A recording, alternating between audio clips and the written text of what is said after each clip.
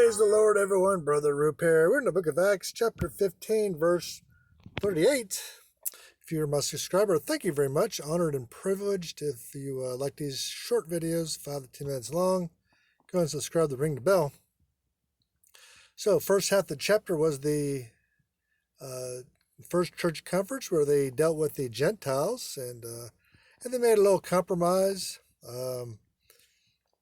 Gentiles can be Gentiles, but follow a few rules as far as staying away from temples and blood and things strangled, things like that, just to keep the Jews happy so they don't offend the Jews, which the church at this time was mostly Jews at the time. But it was rapidly changing, Gentiles coming in. So let's read verse 38. But Paul thought not good to take him with him, who departed from them from Pamphylia and went not with them to the work. So if you can read 37, this is Barnabas determined to take with him John, whose surname was Mark. John Mark, or Mark, he would later write the Gospel of Mark, was the nephew of Barnabas. Barnabas was a elder statesman in the church, just like Paul. In fact, he was more senior than Paul. And it appears John Mark, on the last missionary journey, left Barnabas and Paul to go back to Jerusalem. You can read that in chapter 13, verse 13. That's right, 13:13. Luke, who is the author of the book of Acts, gave no reason for it, why he turned back. I would say, if that was the case, I would say the reason was a personality issue, if no reason was given by Luke.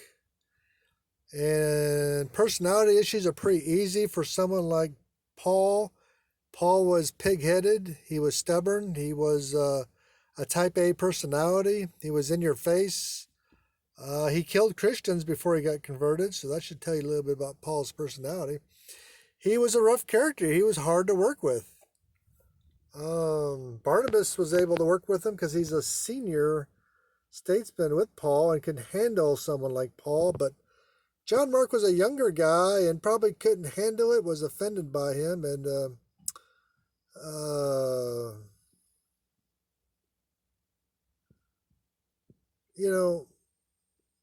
we don't all have to agree.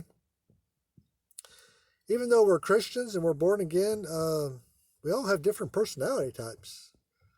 We all have likes and dislikes, and we don't all have to agree on everything. It's okay to agree to disagree. That's a lost trait in today's world, is to agree or disagree.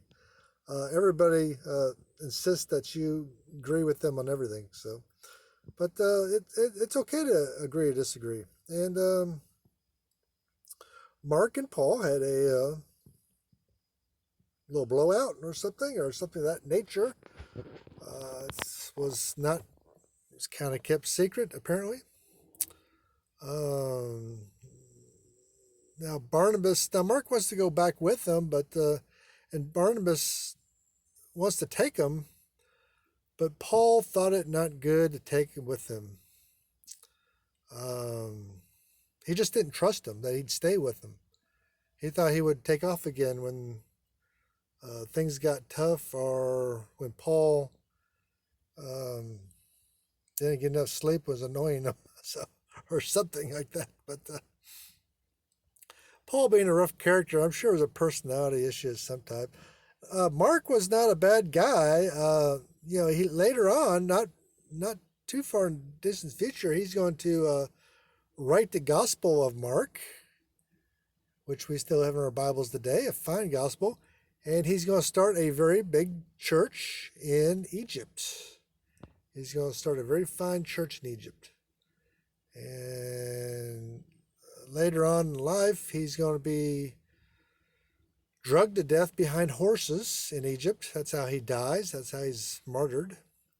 So Mark writes one of the Gospels. He's going to build a fine church in Egypt, in Alexandria, Egypt, and he's going to be martyred for his faith. He's going to do a lot of things that none of us are going to be doing.